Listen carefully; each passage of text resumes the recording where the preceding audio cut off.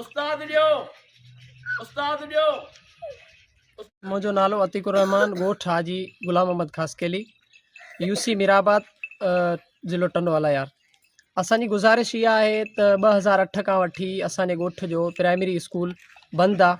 तक़रीबन in school में 80 खां 90 ॿार ज़ेर तालीम हुआ, लेकिन हींअर हिन वक़्तु 2008 खां वठी अॼु ताईं असांजे ॿारनि खे का बि तालीम न पई ॾिनी वञे ऐं हिन जी तालीम ऐं मुस्तक़बिल जो सफ़ा हालति ख़राबु आहे।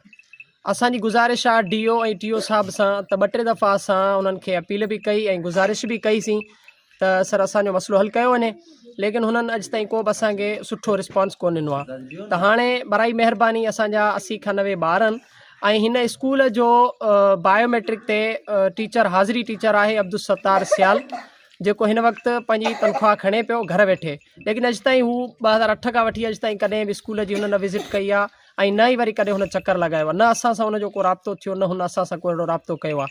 त असांजी गुज़ारिश आहे मीर सुहेल साहिब खे, UC चेयरमैन आहे, त बिल्कुलु असांजे ॻोठ जा को बि तरक़ियाती कम बि कोन थिया आहिनि, लेकिन उन जे बावजूद बि असांजो जेको मेन शइ आहे, मेन मुस्तक़बिल आहे असांजे ॿारनि जो, सो इन जो मसइलो हल कयो वञे। असांजे स्कूल जी जेको आहे सो बिल्डिंग जी हालति तमामु ख़राबु आहे, इन जे बारे में बि कुझु सोचो वञे ऐं स्कूल जे बारे में बि कुझु सोचो वञे। वॾी महिरबानी। नालो वाहिद खासकेली, गोठ हाजी गुलाम खासकेली, UC न्यू मीराबाद देव वारियासो, तालुको झंडो मरी, ज़िलो टंडोलियार। असां हिन ॻोठ जा पुराणा सवेस कंदीमी ॻोठनि जा रवासी आहियूं, जेको हिन वक़्तु असां TDO ऐं DO खे मूं केतिरी बि एप्लीकेशन ॾिनियूं आहिनि हिन नंढड़े ॿारनि जी मसमन लाइ, हुन असांजो को बि हल न कयो आहे। ऐं असांखे इहो ॿुधणु आयो आहे त अब्दुल सत्तार सियाल जेको हिन वक़्तु बायोमेट्रिक ते आहे, जेको असां न हिन वक़्तु ताईं पंहिंजे स्कूल में हाज़िर ॾिठो आहे, न ई ॾिठो आहे, सिर्फ़ु इहो TDO जी तरफ़ां असांखे ॻाल्हि ॿुधण आई आहे।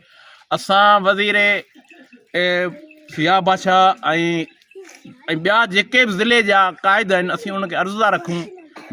UC न्यू मीराबाद जो चेयरमैन आहे, असांजो नंढो भाउ आहे। असां इनखे बि अर्ज़ु रखूं था त हीअ असांजो मुस्तक़बिल तमामु ख़राबु थी चुको आहे ऐं असांजे स्कूल जी रिपेयरिंग कराई ॾिनी ऐं उस्ताद मुक़ररु कयो वञे। तंहिंखां पोइ असांजो ॾिसो था न, असांजो को बि तरक़ियाती कमु न पियो थिए। रोड खे महिरबानी करे 80 खां 90 ॿारनि खां मथे असांजो मुस्तक़बिल ख़राबु थी चुको आहे। सो इन लाइ असां अर्ज़ु सदर अली शाह खे त असांजो मुतालबो मञियो वञे ऐं उस्ताद हाज़िरी ॾिनो वञे ऐं जेको उस्ताद गैर हाज़िर आहे उन ते एक्शन खयो वञे। अस्सलामु अलैकुम।